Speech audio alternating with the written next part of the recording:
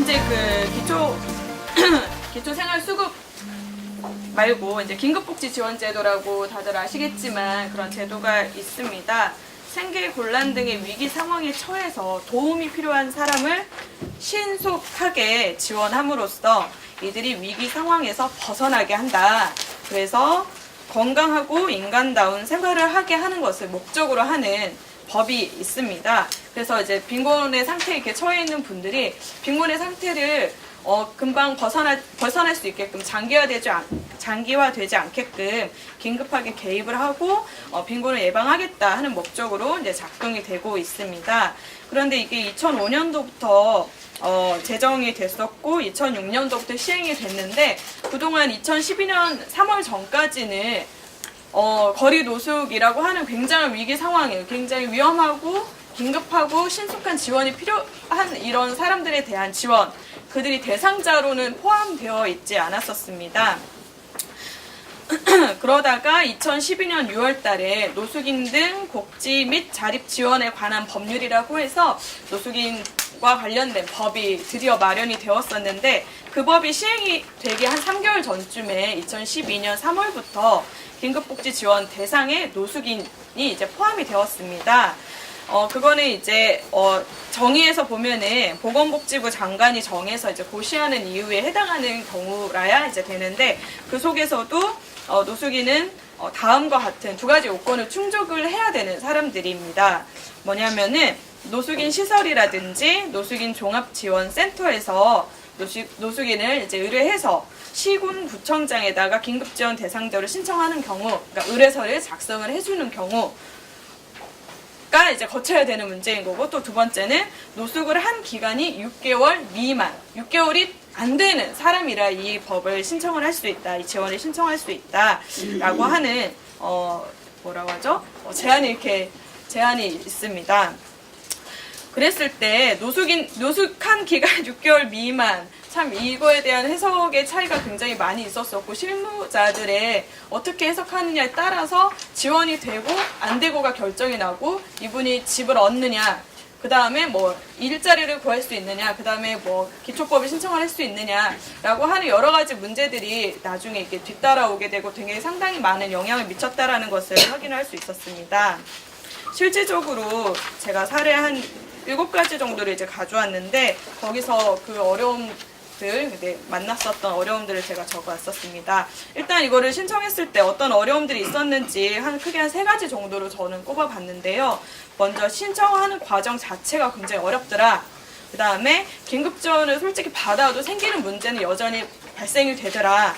그 다음에 기본적으로 이분들이 이런 정보들을 접근하는 것도 쉽지 않았고 설사 정보를 접한다 하더라도 이거를 누군가가 제대로 알려주거나 안내를 해주거나 이제 지원하는 데 적극적으로 이제 도움을 주거나 하는 게 좀 부족하더라라고 하는 것들을 좀 느꼈는데요.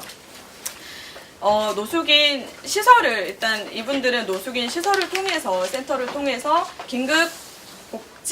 긴급지원 의뢰서를 일단 받아야 됩니다. 그렇기 때문에 거리에서 노숙을 하게 되는 경우는 이런 시설을 찾아가서 담당 실무자를 만나야 되는 그 상황이 발생을 하게 되는 거죠.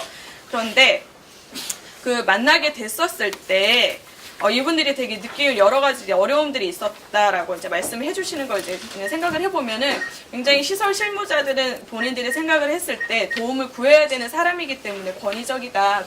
그리고 어떻게 내가 저 사람한테 말을 하냐에 따라서 저 사람이 마음에 들면은 해줄 수 있는 거고 아닐 수도 있는 거 아니냐라고 하는 그런 심리적인 일단 부담을 갖고 있더라고요. 그렇기도 하고 실질적으로 상담을 통했을 때 먼저 물어보는 게 언제 노숙을 시작하셨어요? 라고 물어보게 됩니다. 노숙인 6개월 미만인지 아닌지를 확인해야 되기 때문에 기본적으로 이걸 물어보는 건데 근데 이분들은 그렇게 되면은 그 안에서 대답을 하게 되는 게 뭐 예를 들면 2002년도에 뭐 1998년도에 IMF 터지면서 그때 노숙을 처음 시작을 했었어요. 그때 한 기억이 있어요. 그러면은 98년도입니다 라고 얘기를 하게 되면 그게 초기 노숙인이 돼버리는 거죠. 그런 문제점들이 생기고 뭐가 어떻게 얘기를 해야 될지 잘 모르니까 그냥 이분은 옛날에 노숙을 했었다 이제 이렇게 얘기를 하게 됨으로써 신청 자격이 되지 않습니다 라고 이제 이야기를 하게 되는 그런 이야기를 듣게 됩니다.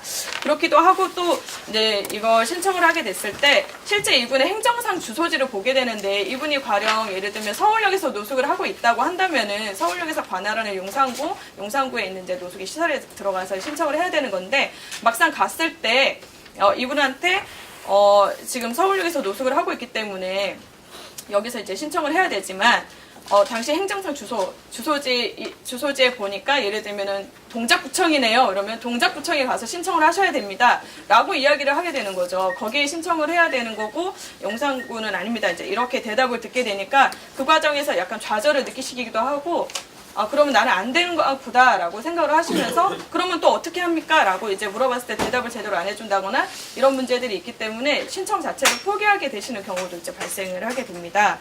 그리고 또 무엇보다도 신청하게 될 때 여러 가지 이제 서류들을 요구를 하게 되는데 그 중에 하나가 이제 그러니까 주거비를 이제 받게 되려면은 먼저 집을 구해야 되고 그다음에 집주인에게 계약서를 먼저 받아야 되며 이 집에 살고 있다라고 이 집에 이제 살 거다 이제 하는 계약서를 받아야 되고 집주인의 통장 사본을 받아야 되고 고시원 같은 데는 뭐 이제 사업자 등록증 같은 이런 서류를 부가적으로 더 요청을 하게 됩니다. 실질적으로 고시원인지 아닌지 확인하기 위해서요. 근데 가장 큰 문제는 지금 당장 노숙을 하고 있고 지금 당장 내가 들어갈 집이 없는 이 사람들한테 이 서류를 갖추게 한다라는 게 저는 문제가 있다라고 느껴지는데 실질적으로 어떤 분이 이 신청을 하는 과정에서 이러이러한 서류가 있으니까 챙겨오세요라고 했을 때 그러면 내가 한번 알아볼게요 하고 직접적으로 본인이 이제 집을 알아보고 이러는 과정들을 거치게 되는데 보통 대부분 다 집주인들이 거절을 하게 됩니다. 내가 뭔데 당신한테 계약서를 왜 써주냐 돈부터 내라 이제 이렇게 된다라는 거죠. 그러면 이게 이렇고 저렇고 해서 구청에서 돈이 들어올 거예요. 지원금을 받게 됩니다. 라고 얘기한다 하더라도 난 당신을 믿을 수 없다. 라고 이제 된다라는 거죠. 그래서 그런 문제들 때문에 집을 먼저 본인이 확보해야 되는 어려움들을 이분들이 일단 겪게 되고 집주인이 통장 사본 주는 것 자체도 요즘에 뭐 그런 문제들이 많다 보니까 불신을 하시거든요. 그래서 어쨌든 이런 서류들을 개인이 갔을 때 전혀 챙겨주지 않습니다. 그렇다 보니까 이런 집을 구해야 되거나 하는 상황이 발생을 하게 되면 시설 관계자라든지 아니면 저희 같은 활동가들이 같이 따라가서 같이 설명을 하고 단체가 뭐를 하는 건지부터 설명을 하고 이런 허락을 구해서 이런 서류들을 갖추게 되는데 여튼 이렇게 신청하는 과정에서 굉장히 어려움들이 있더라라는 것들을 이제 알게 됐었고요. 그 다음에 이제 긴급 지원을 받아도 또 생기는 문제가 뭐냐면은 신속하게 지원이 되어야 되는데 주거비라는 게 최대 한 2달 정도 걸리더라고요. 제가 실질적으로 해봤을 때 이게 다른 시도로 이제 서류 자체가 신청 서류 자체가 넘어가고 거기서 또 논의하고 뭐 이런 과정들이 2개월이나 걸린 사례가 있었습니다. 그래서 이제 이미 방은 들어갔는데 여튼 앞 과정을 통해서 방은 들어갔는데 방세가 입금이 안 되니까 이분은 불안한 거죠. 그래서 집주인이 언제 돈을 들어오냐 계속해서 독촉을 해오고 본인도 심리적으로 불안감이라든지 위축감을 계속 느끼게 되고 이렇게 눈치를 보는 상황들이 발생이 됐었습니다. 그리고 또 노숙하시는 분들에 대해서는 주거비와 이게 다 그런 건 아니지만 어떤 또 이제 일부 지자체에서는 주거비와 생계비 2개 중에 하나만 저희는 지원을 합니다라고 이야기를 합니다. 아니 방에 들어갔으면 당장 생활할 게 필요한데 생계비도 같이 지원하겠습니다라고 했음에도 불구하고 노숙인은 일단 둘 중에 하나만 됩니다. 일단 방을 얻으셨으니까 주거비만 지원하겠습니다. 이렇게 이제 얘기가 나온다라는 거죠. 그럼 이분은 어떻게 손가락 빨고 살란 말입니까? 기초생활수급을 신청을 하더라도 한 달에서 한 달 반 정도, 2달 정도 걸리는데 그동안 뭐 하고 살아야 됩니까? 뭐 이렇게 이제 서로 이제 다투는 일들이 발생하기도 했었습니다. 그렇다 보니까 뭐 일자리를 본인 스스로 이제 알아보신다든지 이렇게 왔다 갔다 할 때 식사를 하러 다니는 것도 이렇게 고시원에 나오는 뭐 쪽방은 더더욱 그렇기도 하고 고시원은 밥과 김치밖에 나올 수밖에 없는데 이거를 한 달 동안 먹고 살아야 된다라는 그러니까 뭐 수급자라든지 아니면 일자리를 얻기 전까지는 그냥 김치랑 밥만 먹어야 되는 거죠. 고시원에서 그것도 안 차려주면은 맨밥만 먹어야 되는 이런 상황도 있는 거고 어쨌든 교통비라든지 식사라든지 어쨌든 본인이 생활할 수 있는 기반이 안 되기도 하더라고요. 생계비가 같이 지원이 되지 않을 경우에는 그렇기도 하고 이제 이렇게 당사자분들이 긴급 지원이 이제 보통 제가 받았던 경우들은 2개월에서 한 3개월 정도 이렇게 받았었는데 긴급 지원이 끝나게 되면은 그 전에 뭐 기초생활 수급이 잘 될까, 구직 활동이 성공할까, 이런 거에 대한 압박감, 내가 이게 잘 안 되면은 다시 거리로 나와야 될 텐데, 다시 노숙을 해야 될 텐데, 라고 하는 심리적인 압박을 엄청 많이 느끼고 있었다라는 것을 경험했습니다. 그리고 이제 여튼 시설을 통해서 이런 것들을 신청을 해야 되는 이분들이기 때문에 시설을 이용하지 않는 경우에는 정보 접근, 그러니까 정보를 이렇게 취득하는 것 자체가 쉽지 않다. 그래서 실질적으로 거리 상담을 나갔을 때 거리 노숙인 밀집 지역에 갔음에도 불구하고 상담원들이 많이 다니고 상담원들이 이제 통해서 계속 그 상담 활동을 하는 그 공간에 계시는 분들조차도 신규 노숙인들이 그 안에서 이제 발견이 되기도 하고 그분들이 전혀 아무런 정보 자체를 받지 못했다라는 것도 듣게 돼서 되게 많이 그 당혹스러운 그런 상황들을 많이 만나기도 했었습니다. 시설을 이용한다 하더라도 본인이 적극적으로 이렇게 도와주세요라고 얘기를 하지 않는 이상 그 정보를 누군가 친절하게 안내해주거나 하는 것들은 사실 부족한 상황이고요. 네, 막 이런 일들이 있다라는 신청 과정, 뭐 받아도 생기는 문제, 정보 접근이 쉽지 않다 이런 문제들을 좀 크게 느꼈었고, 사실 그리고 긴급 지원이 어느 정도 지원이 잘 되었을까를 이제 저희가 궁금했어가지고 재작년에 한번 그 복지부에다가 노숙을 위기 사유로 하는 그런 긴급복지 지원에 대해서 어느 정도 지원이 되고 있는지 사실 전국적으로 이제 좀 데이터를 달라라고 정보 공개 청구를 한 적이 있습니다. 근데 이제 전국적으로 한 건 정리가 좀 안 돼서 서울만 일단 보자면은 서울에서 봤었을 때 2012년부터 2015년 12월 달부터 봤었을 때 영등포구 노숙하시는 분들이라든지 주거 취약계층 많이 계시는데 여기에 건수가 가장 많습니다. 그 5년 거의 5년인데 거진 5년 동안 172건. 이건 많다라고 저는 전혀 여겨지지 않는데요. 여튼 그럼에도 불구하고 이게 서울의 가장 주요한 거리 노숙인이 이제 있는 그 곳만 봤을 때 172건이 가장 많았었고, 사실 거리 노숙 인구가 가장 많은, 그리고 쪽방 주민들도 서울에서 한 두 번째 정도 되는 규모가 되는 중구 같은 경우는 그 기간 동안 딸랑 3건밖에 진행을 하지 않았습니다. 같은 기간 영등포구에는 172건, 같은 기간 또 중구에서는 3건. 이거 엄청난 차이가 있었는데 긴급 지원이 작동이 됐고 노숙도 위기 사유다, 지원할 수 있다라고 이제 법에서 법이 바뀌었고 이분들을 지원하겠다라고 하긴 했지만 실질적으로 작동하지 않았다라는 거, 실질적으로 이분들한테 정보 제공이라든지 실제 지원을 위한 어떠한 지원을 위한 제공이라든지 신청 안내라든지 이런 것들이 동반되지 않았다라는 것들을 좀 확인할 수 있었습니다. 네, 그래서 그 다음에는 이제 아까 전에 말씀드린 사례들인데요. 앞에 얘기했던 그런 여러 가지 사례들입니다. 제가 만났던 분들은 사실 다 미혼이시기 때문에 해당이 안 됐는데, 이제 초기 노숙인을 물어봐서 이제 그런 어려움들, 그 다음에 다른 그 행정상 주소지가 다르기 때문에 다른 곳으로 그곳에 신청을 해야 된다. 그렇다 보니까 시간이 걸렸었고, 신청 받기까지 오랜 기간 동안 불안해야 되는 그런 과정을 거친 분들도 있었었고, 그리고 실질적으로 입금 자체 행정적 지원, 그러니까 주거비를 언제 입금해주겠습니다 해놓고는 일주일 후에 2주 후에 입금을 해준다든지 하는 문제들도 되게 발생이 됐다라는 거. 그리고 본인이 직접 집을 구해야 되는 그런 과정에서 어려움, 아무튼 여러 가지 거리 노숙 상태라는 게 굉장히 위기 사유다라고 정의를 했음에도 불구하고 위기에 빠진 사람한테 네가 알아서 먼저 정보를 찾아야 되고 네가 신청을 해야 되고 네가 서류를 갖춰야 되지 않느냐라고 얘기하는 것밖에 되지 않는다. 그래서 긴급 지원이 아니라 활동가를 잘만 하면 운수 대통하는 지원이기도 하고, 사실 생각보다 먹기 쉽지 않은 그림의 떡 같은 그런 제도다라고 이제 생각이 듭니다. 이제 저희가 이제 여기는 없는데 2011년도에 서울역에서 서울역 노숙인 강제 퇴거 조치 그 방침이 있었었고, 당시에 거리 노숙인들이 거리로 이제 쏟아져 나오는 상황들이 있었습니다. 그때 그 다음에 이제 2012년 3월달에 긴급복지에 노숙인이 이제 위기 사유로 들어갔기 때문에 당사자분들하고, 그럼 우리는 지금 서울역에 살고 있기 때문에, 그런데 서울역에서 우리를 내쫓았다.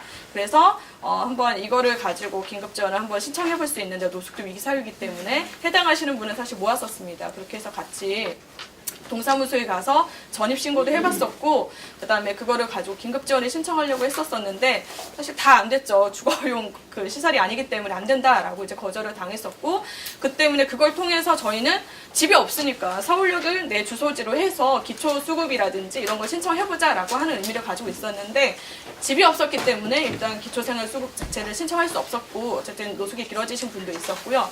그 중에 한 분은 노숙한 지 이제 한 달밖에 안 되신 분인데, 가족들하고 이제 자녀분들이 있었지만, 자녀들하고 한 1년 동안 이제 그 전에 이제 불화가 있어서 1년간은 아무런 지원도 받지 못하고, 이제 시설을 다니시기도 하고 노숙을 하시다가 결국 자살을 하기 위해서 목까지 맸었던 분이 있었습니다. 근데 이제 지나가던 시민들이 이제 구해줘서, 그럼 내가 살아야 되겠다 생각을 해서 일단 서울역으로 오셨다고 합니다. 만난 지 한 달 만에 저희를 만났는데, 이분이 이제 얘기를 들어봤더니 너무 어렵기 때문에 기초생활수급도 신청을 해보려고 사실 문의도 해봤었는데 부양무자가 있다라고 하는 이야기를 듣고 그럼 난 안 되는구나 라고 해서 서울역에서 노숙을 하던 중에 저희와 함께 뭐 다시 한번 해보자 라고 해서 전입신고도 하고 긴급지원 신청도 한번 했었었는데, 전입신고는 그렇게 해서 안 됐었고, 긴급복지지원은 시설에 가서 이제 노숙이 위기 사유다. 이분은 한 달밖에 안 됐기 때문에 명백하게 이제 지원 범위에 들어가지 않느냐. 한번 해봐라. 라고 했더니 이분이 주소지가 그때 강동구였나 그랬습니다. 그래서 강동구에 가셔서 신청하셔야 됩니다.